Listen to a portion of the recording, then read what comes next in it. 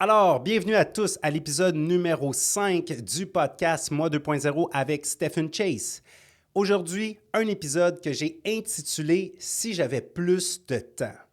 De quoi on va parler? Du temps, effectivement, de la gestion de temps, de l'optimisation du temps. Cette fameuse phrase-là que j'ai souvent utilisée dans mon passé, « Si j'avais plus de temps », c'est quelque chose qu'on entend à répétition. Hein? On court tellement, tout le monde, on a tellement de responsabilités, on a tellement de choses à faire que la majorité d'entre nous, on a tout le temps l'impression qu'on manque de temps, ça devient frustrant.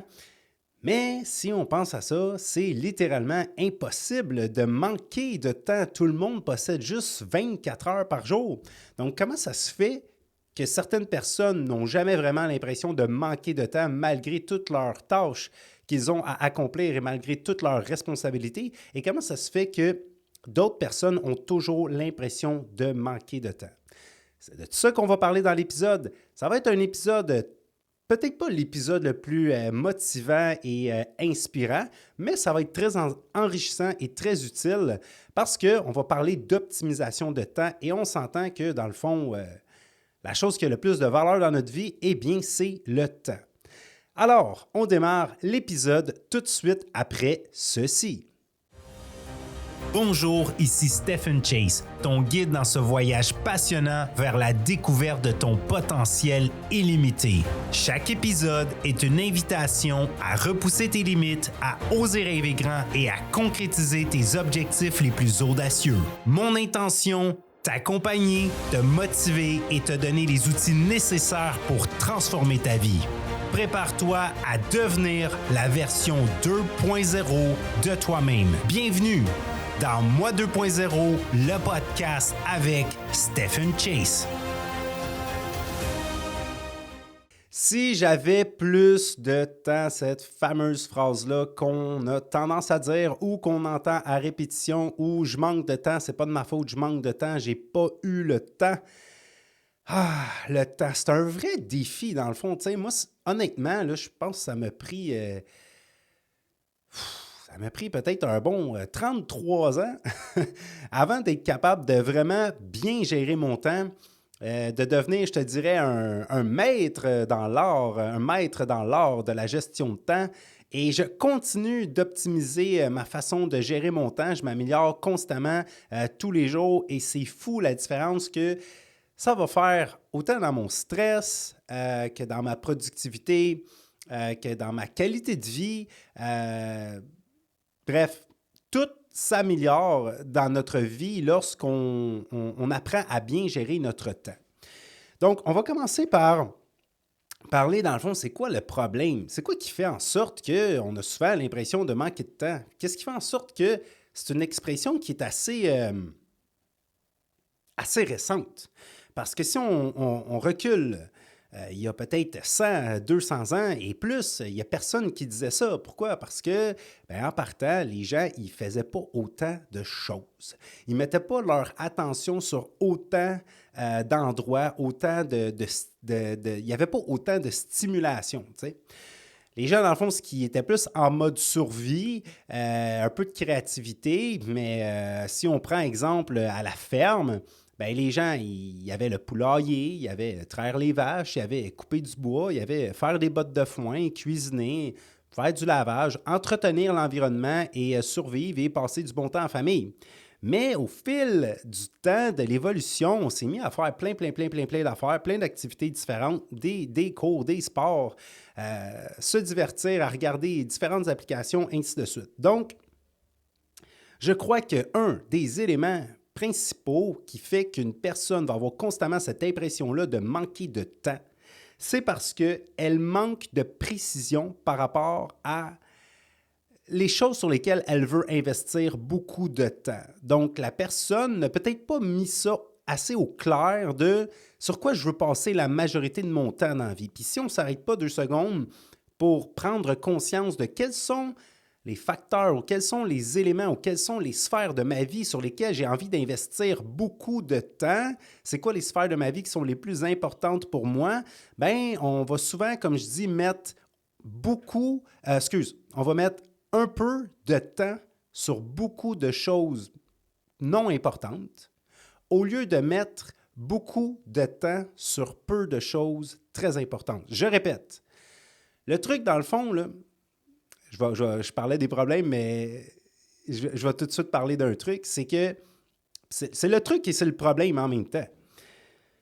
C'est que dans le fond, au lieu de mettre beaucoup de temps sur peu de choses très importantes, on a tendance à mettre un peu de temps sur beaucoup trop de choses non importantes. Donc, notre cerveau va dans tous les sens, notre attention va dans tous les sens et ça devient difficile de faire en sorte que certaines sphères de notre vie progressent comme il faut parce qu'on met notre attention sur trop de choses en même temps. Donc, premier problème, manque de précision par rapport aux éléments ou aux sphères de ma vie qui sont les plus importantes.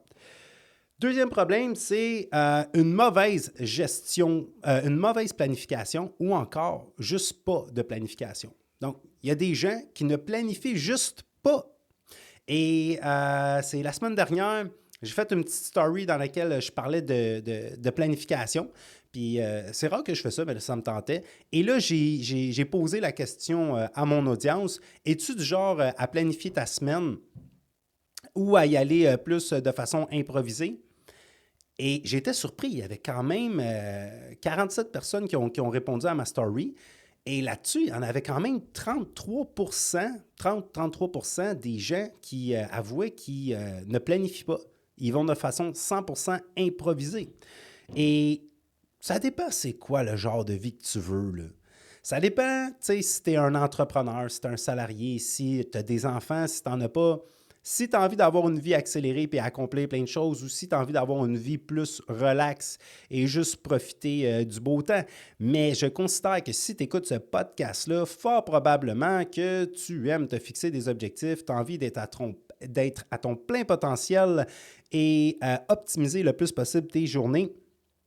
Donc, évidemment, si tu ne planifies pas tes journées et tes semaines, ça va être un méga problème.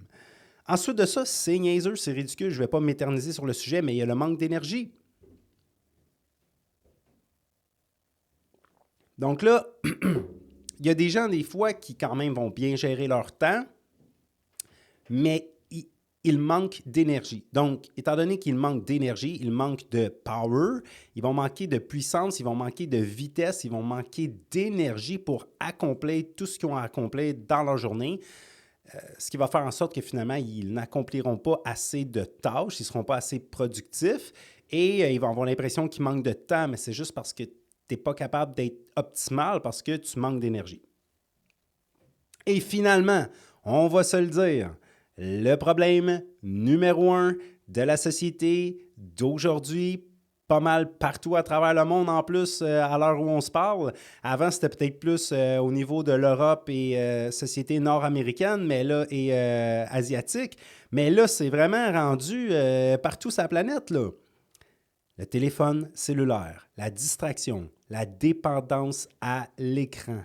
Combien de gens passent des 1, 2, 3, 4, 5, j'ai déjà vu jusqu'à 10 heures par jour à consommer du contenu ou à jouer à des petits jeux dans leur téléphone et même pas accomplir les choses les plus importantes qu'ils ont à accomplir dans leur journée ou leur semaine et se plaindre qu'ils n'ont pas assez de temps pour se mettre en forme ou réaliser leurs rêves ou entamer n'importe quel changement ou objectif qui va amener de la positivité dans leur vie. Donc ça, c'était les problèmes. Maintenant, assez parlé des problèmes, on va se concentrer sur les solutions.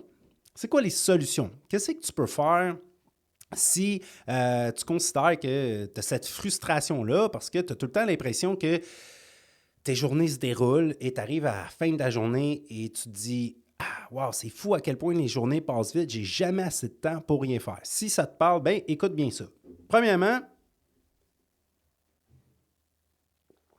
les premiers trucs que je vais donner, c'est en lien avec la planification. Donc là, je n'ai pas envie de te faire un cours de 3 heures avec toutes les manières techniques possibles de comment planifier ses journées et ses semaines. Ce n'est pas ça le but. Mais je vais te partager quelques trucs simples qui peuvent nous aider à optimiser nos journées. Et attention, ce n'est pas parce que Tu prends ces trucs-là en note que tu vas devenir un expert à les mettre en application du jour au lendemain. Ça prend de la pratique parce que souvent, ça requiert de développer des nouvelles habitudes. Et on le sait, se débarrasser d'une habitude ou développer une nouvelle habitude, ça peut être quelque chose d'extrêmement difficile pour les êtres humains. Le premier, bien là, avant même de t'asseoir devant ton agenda ou ton application qui pourrait t'aider à mieux organiser ton temps, rappelle-toi de ça. Oublie jamais ça. Une journée, c'est 1400 minutes. Une journée, là, c'est juste 1440 minutes. Pas plus. Ça veut dire que si une personne dort, je ne sais pas moi, 8 heures, il y a beaucoup de gens qui dorment 8 heures, moi peut-être pas assez souvent, mais il te reste, là, si mes calculs sont bons, il te reste 960 minutes seulement pour faire tout ce que tu as à faire dans ta journée avant de retourner te coucher. Il te reste 960 minutes pour te lever, déjeuner, préparer tes repas, faire ta vaisselle dans ta journée, faire ton chiffre de travail, si tes parents, passer du temps avec tes enfants, les devoirs, les bains, les pyjamas, le ménage, le lavage, le plier le linge, ainsi de suite. Hey, 960 minutes. Dès l'instant où tu commences à prendre conscience que ta journée, c'est juste 1440 minutes, tout dépendant de la quantité de temps que tu dors, bien, tu vas avoir un peu plus de temps pour tes journées, évidemment. Mais dès l'instant où tu commences à vraiment prendre conscience de ça, bien, ça va te donner un sentiment d'urgence et c'est important d'en prendre conscience parce que ça va te faire réaliser la valeur d'une minute. Pense à ça. Quand quelqu'un te dit « Hey, aurais-tu 5 minutes pour regarder ça? » Si tu ne sais même pas par cœur que tu as juste 960 minutes dans ta journée, bien, comment tu sais à quel point tu as le temps d'investir 5 minutes à écouter une vidéo qui ne sert absolument à rien, là, ou à scroller l'actualité ou à juste faire quelque chose qui n'est pas vraiment utile?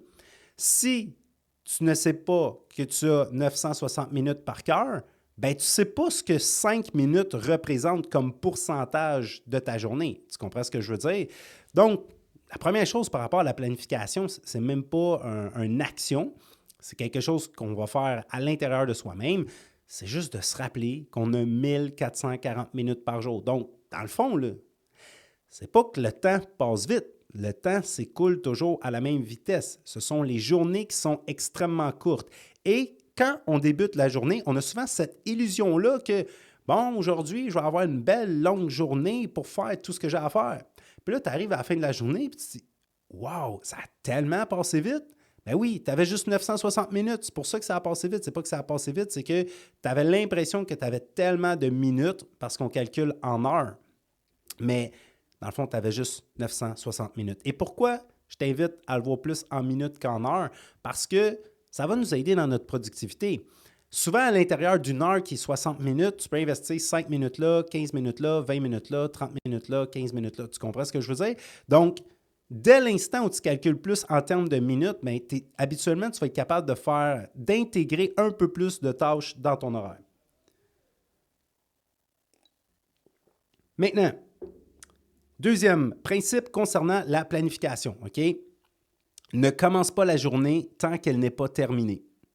Ne commence pas ta journée tant qu'elle n'est pas terminée. Qu'est-ce que ça veut dire? En gros, ça veut dire, là, commence pas ta journée si tu n'as pas terminé de la planifier.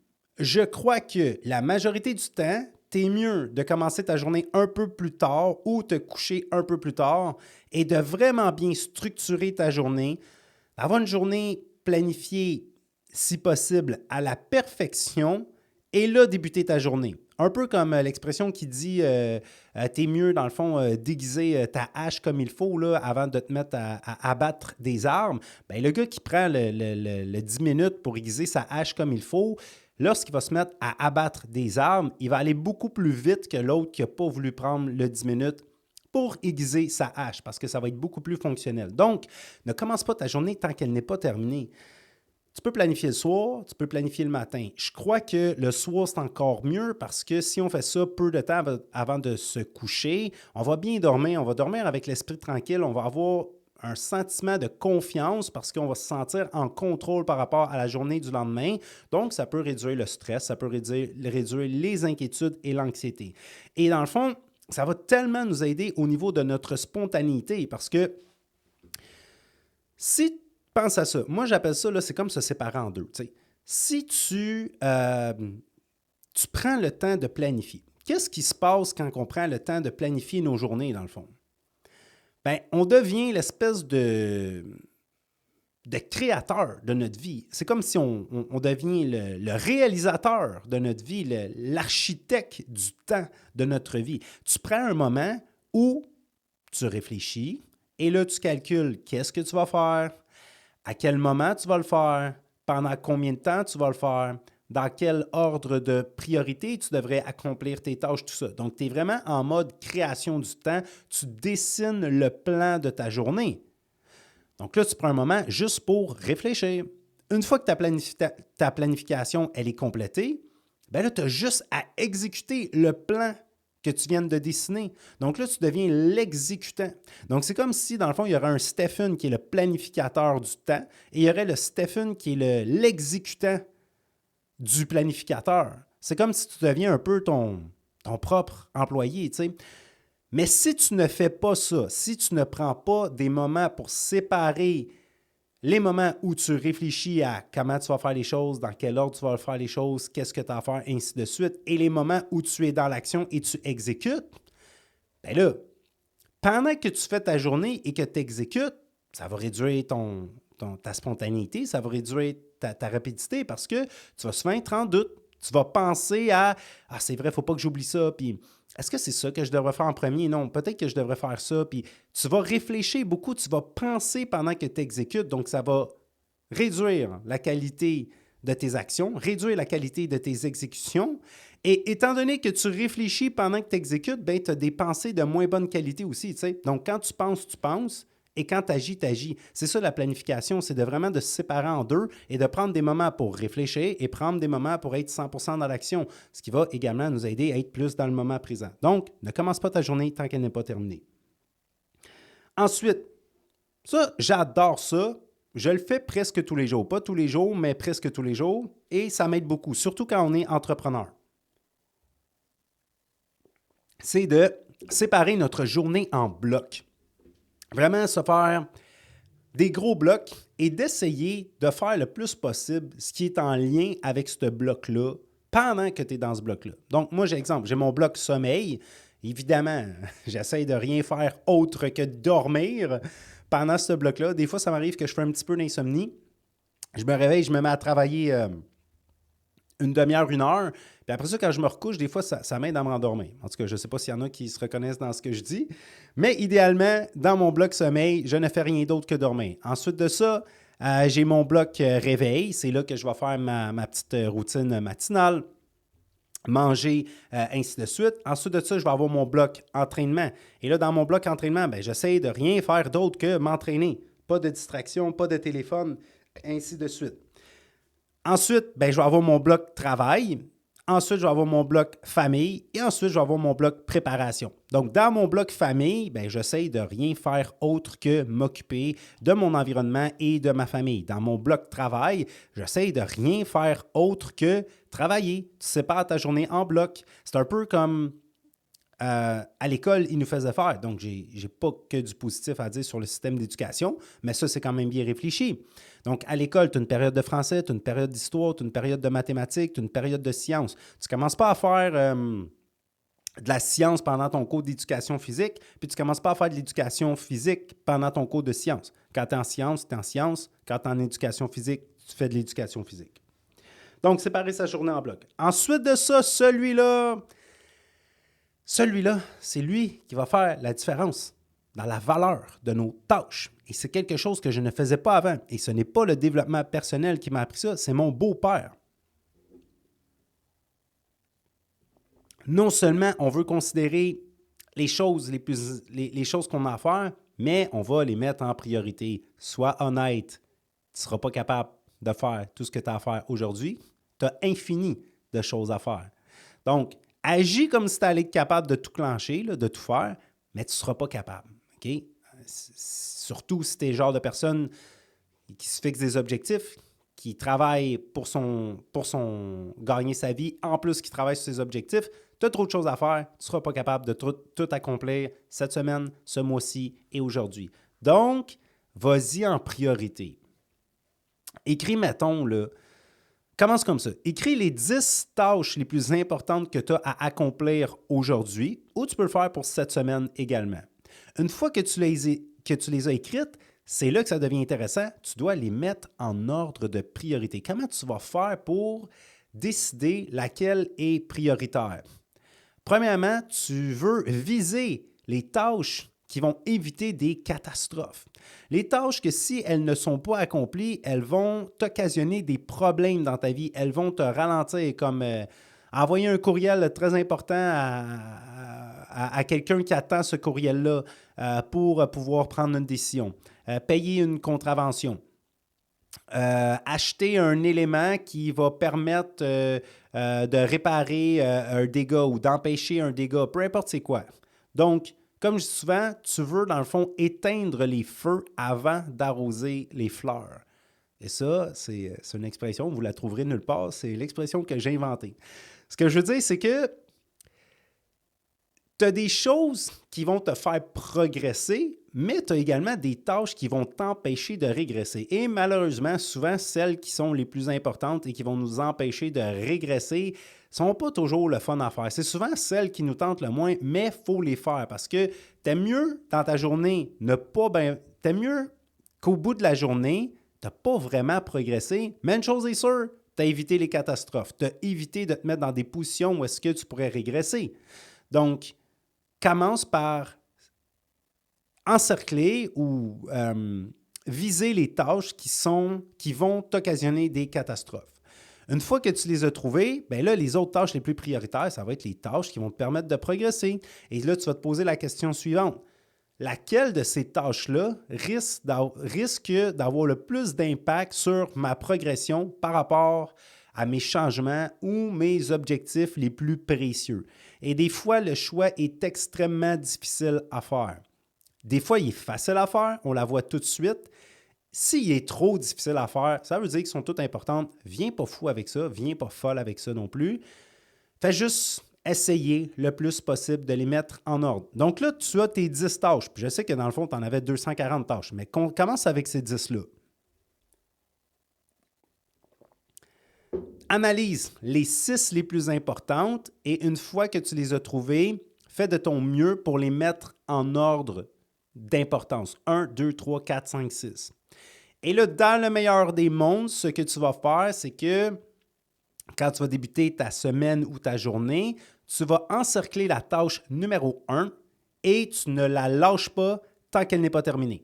Je répète, tu ne la lâches pas tant qu'elle n'est pas terminée. À moins que ce soit un gros projet que tu vas devoir travailler dessus régulièrement pendant plusieurs mois, complète ça. Comme on dit souvent, get the shit done. OK? Parce que, pense à ça. Est-ce que tu aimes mieux à la fin de l'année, là? Qu'est-ce que tu penses qu'il va faire que tu auras eu une année vraiment successful?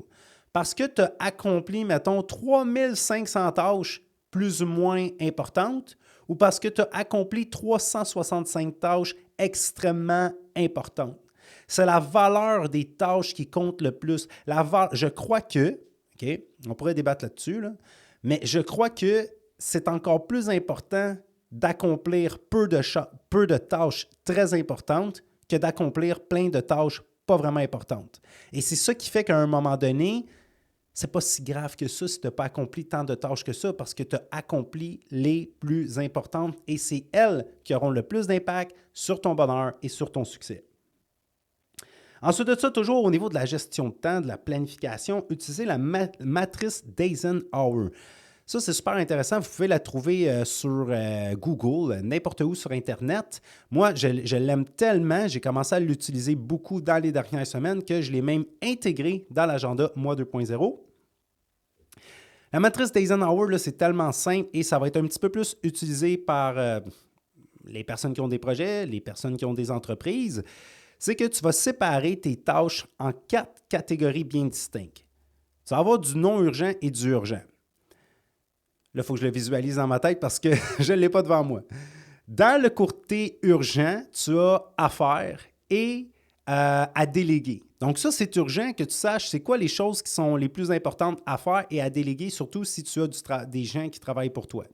Et de l'autre côté, dans le moins urgent, tu as à planifier et à oublier. Quand on parle de oublier, ce n'est pas oublier pour le restant de tes jours, c'est oublier pour cette semaine, oublier pour aujourd'hui ou oublier pour les prochains temps. Donc, comme on dit souvent, c'est juste de la mettre de côté. Tu sais que c'est important, mais tu sais que ce n'est pas si grave que ça si tu ne travailles pas sur ces tâches-là bientôt. Donc, tu as tes quatre sections là, à faire, à déléguer, à planifier et à oublier. Et ça, ça fait en sorte que ça devient extrêmement facile de savoir c'est quoi qui est urgent à faire, sur quoi tu devrais te concentrer en premier. C'est quoi que tu devrais déléguer si tu as des gens qui travaillent pour toi. C'est quoi que tu n'as peut-être pas besoin de le faire aujourd'hui, mais ce serait quand même bon qu'aujourd'hui, tu décides de quand ça va se faire. Et c'est quoi que tu considères qui est moins important. Et l'autre chose par rapport à la planification, c'est planifie le soir. Peut-être pas, si tu n'es pas capable de planifier ta journée au complet, ce n'est pas grave, mais essaye au moins de planifier. Ça va être quoi? La première chose que tu dois faire aussitôt que tu ouvres les yeux. Quand je sais exactement ce que je dois faire, la première ou les 2-3 premières actions que je dois faire, aussitôt que j'ai les yeux ouverts, ça va m'enclencher, ça va m'aider à entrer dans un processus de productivité, de rapidité. Ça va réduire mon hésitation. Si tu te réveilles, et là, tu snoozes 2-3 fois, excusez l'anglicisme, et là, tu te réveilles et tu es comme, bon, par quoi je devrais commencer? Là? Bien, déjà là, tu perds des minutes. Déjà là, tu perds du temps. Et même quand tu vas commencer à faire une tâche, tu n'es pas vraiment convaincu que c'est ça que tu aurais dû faire. Et là, ça va être long pour toi d'entrer dans ton processus de productivité et de devenir une espèce de tueur de tâches. Tu sais, parce que dans le fond, qu'est-ce qui nous aide à être vraiment productif, c'est d'avoir une idée très claire des tâches qu'on doit accomplir et développer la capacité et la compétence d'accomplir ces tâches-là le plus rapidement possible et d'en accomplir, surtout les importantes, mais le plus possible et le plus rapidement possible. Donc ça, c'était pour tout ce qui concerne la planification. Maintenant, l'autre expression que j'aime bien, c'est couper dans le gras. Qu'est-ce que j'entends par couper dans le gras? C'est, comme j'ai dit tantôt, si tu trouves que tu manques de temps, là, avant de remettre ta vie entière en question et de vouloir mettre plus de temps sur les choses qui comptent, commence donc par arrêter de mettre du temps sur les choses qui ne comptent pas. Même si tu aimes ça jouer à ton petit jeu dans ton téléphone cellulaire, ça se peut que tu n'aies pas vraiment de temps pour ça. Ça se peut que jouer à ton petit jeu t'empêche d'être optimal, t'empêche de réaliser tes objectifs et tes rêves et t'empêche d'être heureux. Si tu mets beaucoup de temps à parler dans le dos des gens, à écouter la télévision, à écouter les nouvelles, à faire des choses dans le fond qui ne te servent à rien, qui ne te rendent pas heureux et qui ne t'aident pas à progresser. Et comment tu vas faire dans le fond pour savoir c'est quoi les tâches pas les tâches, mais les actions ou les éléments sur lesquels tu devrais mettre le moins de temps possible, pas arrêter complètement, mais mettre le moins de temps possible. Et attention, ce discours-là s'adresse aux gens qui sont très intéressés à optimiser leur productivité et leur gestion de temps. Il y en a qui, ça se peut qu'ils vont me trouver extrême, mais ceux qui veulent optimiser leur temps, je ne pense pas. Pose-toi 2 questions. La première question, c'est est-ce que cet élément-là ou cette action-là va m'aider à être heureux et successful aujourd'hui? Est-ce que ça va m'aider à être heureux et successful aujourd'hui? Et la deuxième question, c'est est-ce que ça pourrait m'aider à être heureux ou successful plus tard? Fait qu'est-ce que ça va affecter mon bonheur et ma réussite aujourd'hui? Si la réponse est non, OK, tu as obtenu un non. Ensuite de ça, la deuxième question, est-ce que ça va m'aider à être heureux et successful plus tard? Si la réponse est non aussi, arrête ça tout de suite. Tu viens de te prouver à toi-même que cette tâche-là ne t'aidera pas à être heureux et successful ni aujourd'hui ni plus tard. Parce que des fois, il y a des choses qui ne te serviront pas aujourd'hui, mais qui vont être utiles pour plus tard. Puis des fois, c'est l'inverse. Mais si ce n'est pas pour t'aider à être heureux et successful aujourd'hui et ni plus tard, arrête ça tout de suite. Arrête de le faire. Ça ne te sert à rien. Ou sinon, passe le moins de temps possible à le faire. Et finalement, ce qui va nous aider, c'est pas juste d'avoir une idée claire par rapport à qu'est-ce qu'on doit accomplir, dans quel ordre on doit l'accomplir et avoir beaucoup d'énergie, mais la concentration. La concentration, dans le fond, qui est l'inverse de la distraction. Donc, souvent, quand on va poser la question aux gens, qu'est-ce que ça veut dire être concentré? C'est drôle parce que la majorité des gens n'ont pas une idée précise de ce que ça veut dire. La majorité des gens, et tu peux faire le test, demande aux gens, hey, qu'est-ce que ça veut dire la concentration? Et tu vas voir que la majorité des gens vont te dire, bien, être concentré, c'est quand tu es concentré, là. Mais, qu'est-ce que ça veut dire être concentré? Moi, ce que j'ai compris, c'est que la concentration, c'est la capacité à garder toute son attention sur une chose pendant une certaine quantité de temps. Ça a un lien entre l'attention, un élément et le temps. À quel point tu es capable de regarder ou écouter ou travailler sur la même chose pendant une longue période de temps sans mettre ton attention ailleurs. C'est juste ça. Et avant l'arrivée des smartphones, là, on s'entend que la majorité des gens étaient tous concentrés. Le gars qui s'en allait couper du bois, il ne faisait rien d'autre que couper du bois et prendre une pause une fois de temps en temps pour se reposer ou manger. Il faisait juste ça. Il ne pouvait pas être distrait. Le gars qui s'en allait traire les vaches, il faisait juste ça. La personne qui cuisinait, elle faisait seulement ça. Mais à cause des téléphones intelligents, on a tendance à regarder nos téléphones, à être distrait, à répondre à des messages pendant qu'on est en train d'accomplir quelque chose. Donc, on devient que ça s'est rendu naturel pour nous de mettre notre attention sur un paquet d'éléments en même temps, en l'espace d'une minute. Donc, pense à ça aussi, là. Quand on regarde l'actualité, surtout, par exemple, si on parle de la plateforme TikTok, et je respecte ça, cette plateforme-là a des pour et des contre, évidemment, comme toute technologie. Pourquoi une application comme celle-là, ou pourquoi que quelqu'un qui regarde beaucoup son fil d'actualité risque fort probablement de développer des problèmes de concentration? Parce que quand tu regardes l'actualité et tu swipes constamment d'une publication à un autre, à un autre, à un autre, tu peux regarder jusqu'à 60 publications quasiment là, en l'espace d'une minute. Donc, tu habitues ton cerveau à mettre ton attention, tu habitues ton cerveau à mettre son attention sur tellement d'éléments sur une courte période de temps. Ce qui fait en sorte que ça crée de la dopamine parce que ça crée une extrême stimulation. Et ensuite de ça, quand c'est le temps de lire un livre et de mettre ton attention à un seul et unique endroit, et là, ça devient tellement difficile parce que ton cerveau, il n'est pas habitué à ça. Il n'y a pas de stimulation, il n'y a pas de dopamine. Donc, tu vas avoir de la difficulté à garder ton attention à un endroit. Tu vas toujours avoir une irrésistible envie de regarder ailleurs ou de te mettre à penser à autre chose que ce que tu es en train de faire. Fait, comment est-ce qu'on fait pour essayer d'améliorer notre concentration? Évidemment, je vais faire une petite parenthèse sur ce sujet-là. À propos des TDA et TDAH, c'est un sujet délicat. Il faut faire attention à ce qu'on dit. Je ne te dis pas que ce que je dis, c'est une vérité absolue, mais je pense que ça fait pas mal de sens ce que je vais te dire, OK? Il y en a de plus en plus.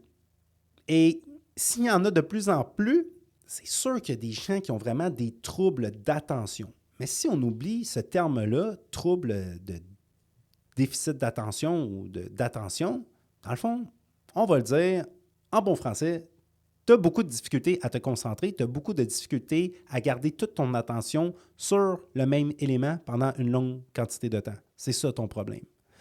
Évidemment qu'il y a des médicaments qui vont booster ta concentration de manière incroyable et qui vont t'aider, mais ça devient un peu comme une béquille. Et ce qui est spécial aussi, c'est que la majorité des gens qui vont aller consulter pour se faire diagnostiquer, pour aller vérifier, valider s'ils ont un TDA ou pas, ils se font tous ou presque tous dire qu'ils en ont un. Et c'est une des raisons pour lesquelles il y a plein de gens qui vont dire « Ah, moi j'ai un TDA. Moi je suis comme ça, j'ai un TDA. Je suis comme ça, moi je ne peux pas me concentrer. » Mais la question, c'est est-ce que tu as déjà pratiqué, est-ce que tu t'es déjà pratiqué à améliorer ta concentration? As-tu déjà fait avec constance des exercices d'amélioration de la concentration? Et on le sait bien que la réponse, c'est non. Donc, la concentration, c'est une faculté, là. C'est comme un muscle. C'est certain, c'est une partie de notre cerveau qu'on fait travailler lorsqu'on se concentre. Et plus qu'on la fait travailler, plus elle se développe et plus elle devient forte et meilleurs nous sommes à nous concentrer. Alors, en partant, c'est juste de pratiquer sa concentration, de se pratiquer à garder toute son attention sur une chose pendant une longue période de temps. Et ce qui va nous aider avec ça, bien, premièrement, enlève les notifications sur ton téléphone cellulaire. Enlève-les. Enlève Messenger, TikTok, toutes tes messageries, tous tes courriels. Peut-être garde tes messages textes pour ta femme ou ton homme ou tes enfants, peut-être des gens qui ont vraiment besoin de peut-être t'envoyer des messages urgents. Si tu as multiples applications et tu entends sonner toutes tes notifications, bien à chaque fois, ça te dérange. Tu es en train de couper des carottes, ting! Tu regardes ton téléphone, tu viens de perdre ta concentration. Tu es en train de travailler, tu es en train de jouer avec tes enfants, tu es dans un souper important, tu es dans un souper de famille, tu es en train de t'entraîner, tu es en train de faire n'importe quoi et tu es constamment distrait par ta notification. Et là, moi, quand on me proposait ça, d'enlever mes notifications, bien, je me disais que c'était inconcevable. Parce que il faut vraiment que je sois au courant quand les gens m'écrivent, mes clients, ainsi de suite. Mais ce que j'ai réalisé, dans le fond, c'est que j'étais rendu esclave de mon téléphone. Ça n'a pas de sens que mon but, c'est d'être heureux et épanoui, puis je suis un esclave de mon téléphone et j'ai des craintes et j'ai des peurs et je vis de l'anxiété si jamais je ne réponds pas à mes messages à chaque 30 secondes. Donc, tu enlèves tes notifications, enlève-les tous et ne t'inquiète pas, tu vas aller voir dans ton téléphone. Tu vas aller les voir, tes notifications. Et ce qui va arriver, c'est que tu vas juste toutes les regarder d'un seul coup. Donc, enlève tes notifications. Okay? Les premiers trucs sur la concentration, c'est en lien avec le téléphone cellulaire. Le deuxième, c'est prends des moments pour être 100% dans ton téléphone. Au lieu d'avoir tout le temps ton téléphone dans tes poches, de le traîner avec toi et de constamment le regarder à chaque 30 secondes, à chaque 2 minutes, à chaque 10 minutes, laisse-le à quelque part. Laisse-le sur un meuble, laisse-le sur une table, laisse-le à quelque part. Arrête de le traîner constamment sur toi. À moins que tu reçois des appels à chaque 2 minutes et tu dois répondre à cause de ton travail, c'est possible. Arrête de le traîner constamment sur toi. Prends des moments où tu es 100% dans ton téléphone. Donc là, tu arrêtes de faire tout ce que tu es en train de faire.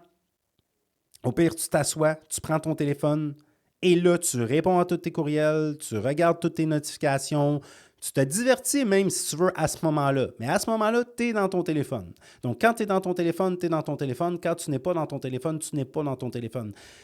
Je suis quelqu'un qui doit passer quand même des grandes quantités de temps dans son téléphone dans une semaine et je fais ça à tous les jours. Surtout quand je suis chez moi avec ma famille, je prends des moments, c'est soit que je suis dans mon téléphone, soit que je ne le suis pas. C'est fou comment ça m'a aidé, comment ça a réduit mon stress. Et tu sais quoi? Il n'y a personne à qui j'oublie de répondre. Personne. Parce que je prends mon téléphone, je regarde tout le monde que j'ai à répondre, je prends la peine de répondre à tout le monde et je le mets de côté et je sais que je vais revenir quelques heures plus tard. Ensuite, c'est non seulement fais ta to-do list, mais n'oublie pas de la regarder plusieurs fois par jour. Concentre-toi sur les tâches que tu as à faire. Fais pas juste les noter et démarrer ta journée et essayer de te rappeler par cœur ce que tu avais écrit dans ta to-do list. Regarde-la fréquemment, plusieurs fois par jour et coche tes tâches au fur et à mesure. Concentre-toi, garde tes objectifs et tes tâches de la journée en tête en regardant constamment ta liste de tâches ou d'objectifs. Et finalement, fais les bonnes choses au bon moment et au bon endroit. Fais les bonnes choses au bon moment et au bon endroit. Autrement dit, comme j'ai dit un petit peu quand je parlais de travailler avec les blocs, quand que c'est l'heure de travailler, mais rends-toi à un endroit qui est en lien avec travailler. Surtout les gens qui font du télétravail, c'est vraiment pas mauvais de se faire un coin spécifique pour travailler au lieu de constamment travailler dans le salon ou sur la table à manger. Parce que inconsciemment, tu vas associer cet endroit-là de la maison à ça, quand je suis là, je ne fais rien d'autre que pour travailler. Et quand tu vas quitter ce coin-là, ça va être plus facile pour toi de lâcher prise par rapport à ton travail parce que tu vas associer que travail égale cet endroit-là. Et l'autre chose qui arrive, c'est que dans le fond, surtout en tant qu'entrepreneur, on fait tous ça ou presque, mais si on n'applique pas cette philosophie-là de travailler, de faire les choses au bon moment et au bon endroit, on finit qu'on est tout le temps en train de travailler, même quand on est dans des réunions de famille, même quand c'est le temps de s'amuser en famille, même quand on répare des choses sur notre maison, on est tout le temps un petit peu en train de travailler. Donc là, notre travail n'est pas optimal parce qu'on travaille dans le lieu et au moment qu'on n'est pas vraiment supposé de travailler. Et la chose qu'on est en train de faire dans le moment présent non plus n'est pas optimale parce qu'on travaille en même temps. Alors, fais les bonnes choses au bon moment et au bon endroit. Je vais résumer les points les plus importants à retenir. Je ne vais pas passer au travers de tous les trucs que j'ai donnés, mais ce qui est le plus important à retenir dans cet épisode. Je ne peux pas augmenter la quantité de mon temps, mais je peux augmenter sa valeur en passant plus de temps sur les choses qui comptent et moins de temps sur les choses qui ne comptent pas. 2. Ne commence pas ta journée tant qu'elle n'est pas terminée. Ne commence pas ta semaine tant qu'elle n'est pas terminée. Et idéalement, ne commence pas ton mois tant qu'il n'est pas terminé. Beaucoup plus facile d'être productif lorsqu'on débute une journée, une semaine ou un mois planifié d'avance. 3. Quand tu travailles, tu travailles. Quand tu t'amuses, tu t'amuses. Et quand tu relaxes, tu relaxes. Ne relaxe pas quand c'est le temps de travailler et ne travaille pas quand c'est le temps de t'amuser, ainsi de suite. Quand tu travailles, tu travailles. Quand tu t'amuses, tu t'amuses. Quand tu relaxes, tu relaxes. Ne les mélange pas. Et 4, surtout par rapport au téléphone cellulaire, utilisons la technologie, mais ne laissons pas la technologie nous utiliser. Utilisons la technologie, mais ne laissons pas la technologie nous utiliser. Apprenons à faire en sorte que la technologie nous aide à bâtir nos relations et à gagner du temps, au lieu de faire en sorte que la technologie détruise nos relations et nous fait perdre du temps. C'était l'épisode numéro 5 du podcast Moi 2.0 avec Stephen Chase. Si j'avais plus de temps, optimisation et gestion du temps. Merci pour votre écoute. J'espère que vous avez apprécié. J'espère que vous avez pris des notes. J'espère vraiment du fond du cœur que cet épisode-là vous aidera à tranquillement et graduellement augmenter votre productivité et vous aidera à optimiser vos journées, vos semaines et vos mois. N'oublie pas de t'abonner au podcast. Donc, ne sois pas juste auditeur, abonne-toi, ça ne coûte rien et tu peux également aller me mettre un 5 étoiles si tu considères que je le mérite. Mais n'oublie surtout pas de t'abonner, c'est facile à faire et c'est facile à ne pas faire. Alors, je vous dis au revoir tout le monde, on se voit au prochain épisode.